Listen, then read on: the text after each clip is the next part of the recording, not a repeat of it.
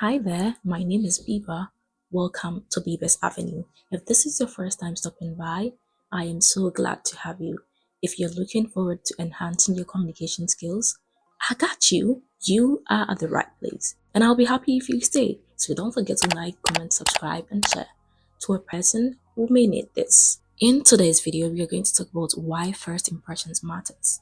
And my question to you, which I would be really grateful if you all respond to this, is do you agree to the fact that first impression matter? Yes or no? Or somehow? Well, let me give you more insight. Research shows that it takes just 7 seconds for someone to form an impression about you. That means before you even speak, people are already making judgments about how you appear, your outfits, your facial expressions, your posture, and your overall energy. And guess what? These first impressions stick and are likely to stick forever. And my mom did tell me that if you're traveling somewhere or going somewhere that you're new to, dress well on your first day because they are always going to remember you for that or how you looked that day and not how you're going to look throughout your stay. So whether you're going for a job interview, meeting new friends, or even going on a date, how you present yourself in those first moments can make or break the connection. Before you even say a word, your body speaks for you. So let's talk about body language and confidence because it's one of the most powerful tools in making a great first impression. First, your posture. Stand tall with your shoulders back, which is more like a straight posture and it signals confidence, while slouching back rather makes you feel uninterested or insecure.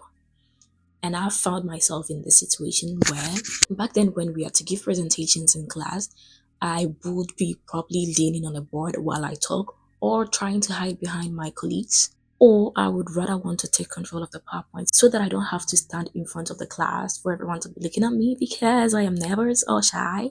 If you stand tall and speak to people, it tells them that you're confident. Even if you're not confident, your body is telling them that you're confident. Again, eye contact. Making eye contact without staring shows engagement and trust. In some cases, when you're speaking to someone, they want you to look them in the face and tell them, look them in my eyes. Someone say, look me in the eyes and tell me, so that they'll be able to tell whether you are telling lies or telling the truth. Avoid looking down or looking around too much, as that may seem like you lack confidence. And avoid staring in one person's eye because you don't want to make them uncomfortable. Now smile. Put a smile up on that face.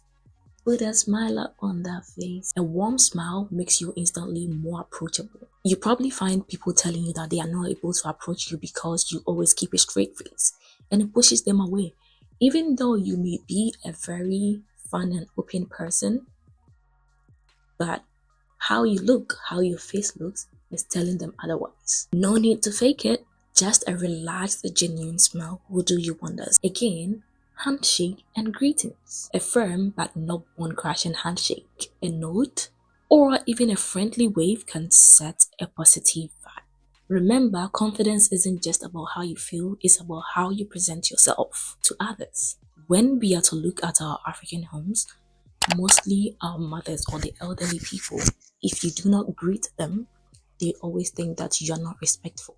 That is an impression you're giving them because they are already judging by what they see or what you show them. There is a saying that don't judge a book by its cover, but let's be real, we are humans, and no matter what, we always have an impression of what we see. If we see a person that looks a certain way, even though we may not be judging that this is what this person is, we have an impression that you may be this kind of person or not. Next, the power of tone and voice. Have you ever spoken to someone who sounded completely disinterested in what they were saying? Again, it's not just what you say, it's how you say it. The energy in your voice. Speak clearly and with enthusiasm. A monotone voice can make you sound uninterested. Sometimes when my students come up to give a speech, I find some people speaking in a very low tone as if they don't want to open their mouth.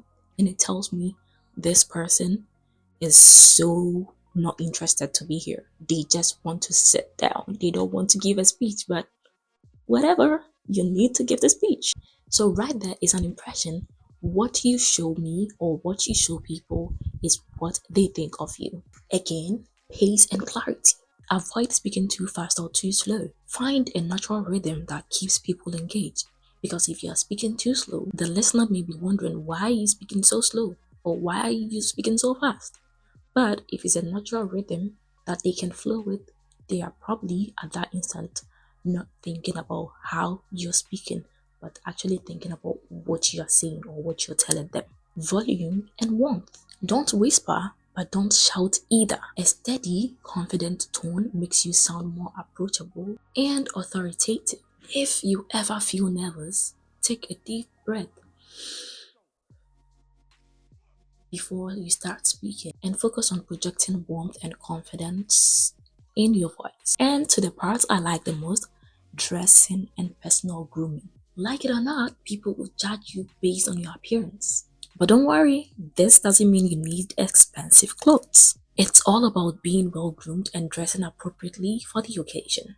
Dress for the setting, whether it's casual, business casual, formal, or everyday wear, always aim to look polished. Grooming matters a lot. Neatly styled hair, fresh breath, clean clothes, ironed clothes but not crumpled clothes makes a difference.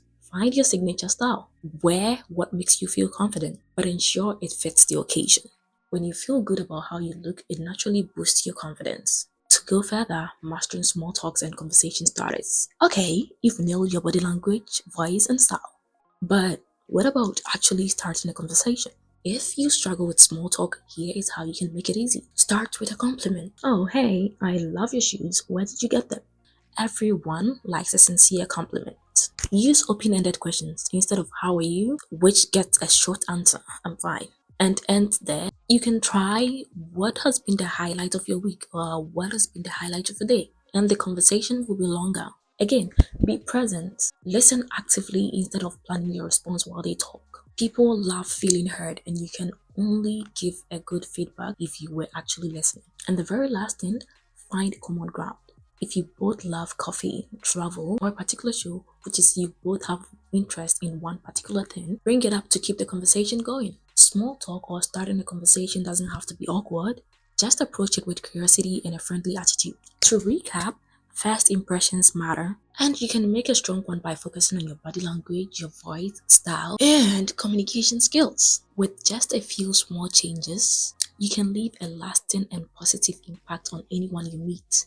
Now I want to hear from you. What's one thing you found helpful when making a first impression? Drop it in the comment section, even if I didn't mention that tip in this video. If you found this video helpful, give it a thumbs up, share it with a friend or family, and don't forget to subscribe for more videos like this. See you in my next video. Until next time.